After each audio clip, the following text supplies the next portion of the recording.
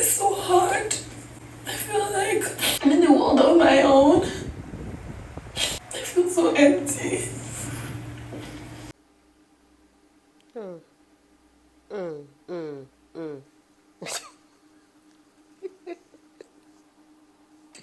For me, from a genuine place, I was just beginning to like open up and listen up, and it feels like my world is crumbling. Hey, wonder shall never cease.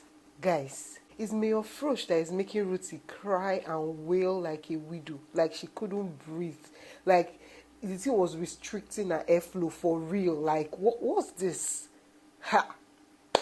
Hi guys, welcome back to the channel. Guys, let's talk today. See, I'm in the mood to talk. Let's have a conversation, okay? Subscribe if you're yet to, and let's get right into it. Why do you have to put yourself in this position? God, it's so hard. So I need your opinion. If you don't want to skip any part of this video, let us have a conversation about Ruthie's diary session she had with Big Brother today.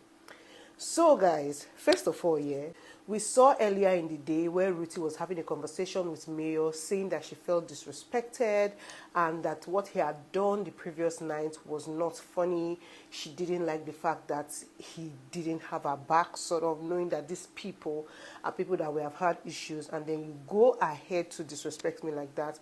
And Mayor was just like, he doesn't really get it, and into to get strength for all this type of wahala. He said, oh, I don't know, say you feel disrespected, and all that, and then they parted ways. But not knowing that this thing has been lingering in Ruthie's mind, she has been working on herself and just trying to be strong. As soon as she got into the diary room, Big Brother asked her, Ruthie, how are you? She first they do, My brother, when Big Brother asked her again, say, how are you? Now once this girl just burst big tears, started crying, just sharing how she feels betrayed, she feels lonely, she feels like she wants to run away, she doesn't have anywhere to go to. She's somebody that doesn't smoke, but she's smoking in this house because of what is going on. Her mind wants to explode, and I'm just like, is it that deep? Is it really? Because at the end of the day, what had happened was that they had their pool party, right? Immediately after their pool party, they decided to play truth or dare games and all that. And in the truth or dare games, Ruthie was there now, present.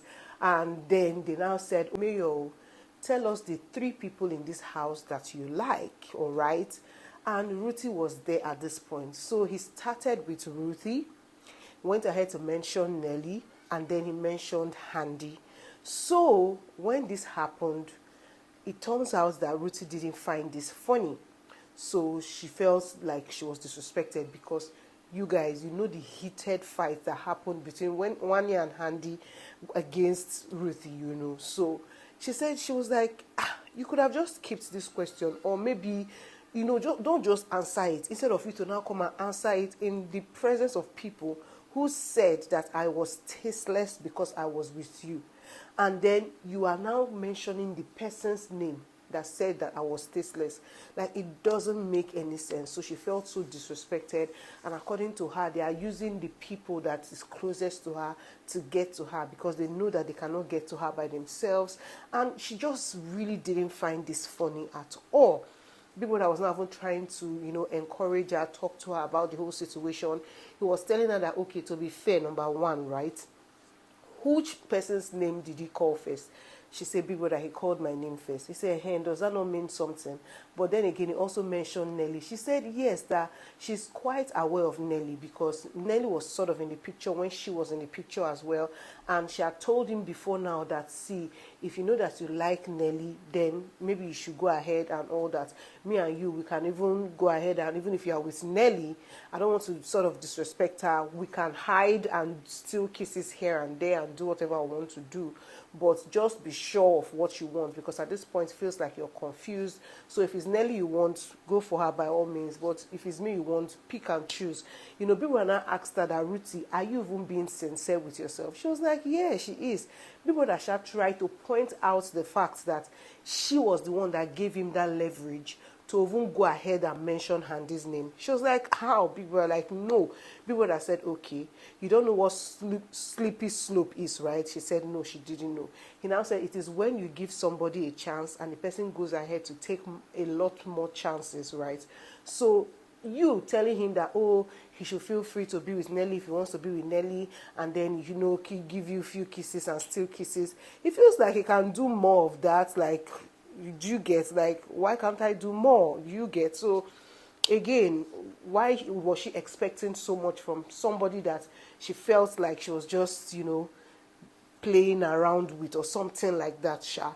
She said she told him that time that she's a human being, that if he keeps giving her this attention, caring for her and everything, that she's definitely going to start catching feelings, and that was what she meant.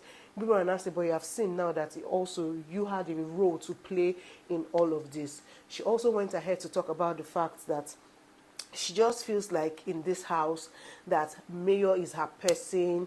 She loved the fact that he was giving her attention. She loved the fact that he was there for her and everything. She just really needed her person that she could confide in, talk to. But now she has seen that he's not mature. She has seen, she thought he was mature, but he's obviously not mature. I was just saying that, Ruthie, excuse me, guys, let's take it back a bit. Is it not the same Ruthie that said that she was using Mayor?